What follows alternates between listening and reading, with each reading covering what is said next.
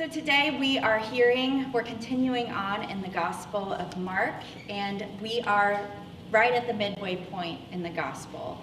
And it's sort of a change in direction where Jesus really clarifies that he's now headed towards the cross, essentially. So we've seen some miracles, we've seen some healings happen, and now Jesus kind of roots in really just in like earthliness reality. So as we hear these words, may we hear a word of hope for all of us. Jesus went on with his disciples to the village of Caesarea Philippi, and on the way, he asked his disciples, "Who do people say that I am?" And they answered him, "John the Baptist, and others, Elijah, and still others, one of the prophets." He asked them, "But who do you say that I am?" Peter answered him, "You are the Messiah."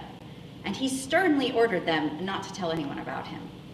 Then he began to teach that the Son of Man must undergo great suffering and be rejected by the elders, the chief priests, and the scribes, and be killed. He's really selling it here, just really selling the following Jesus thing. And be killed, and after 3 days rise again.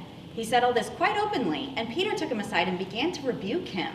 But turning and looking at his disciples, he rebuked Peter and said, "Get behind me, Satan, for you are setting your mind not on divine things, but on human things."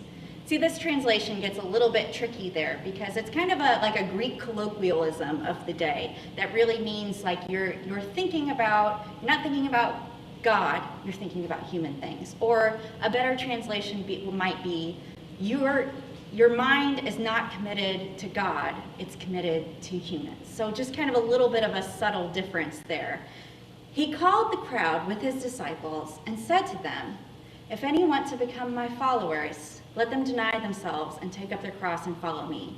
For those who want to save their life will lose it, and those who lose their life for my sake and for the sake of the gospel will save it. For what will it profit them to gain the whole world and forfeit their life? Indeed, what can they give in return for their life? Those who are ashamed of me and my words in this adulterous and sinful generation, of them the Son of Man will also be ashamed when he comes in the glory of the Father with the holy angels."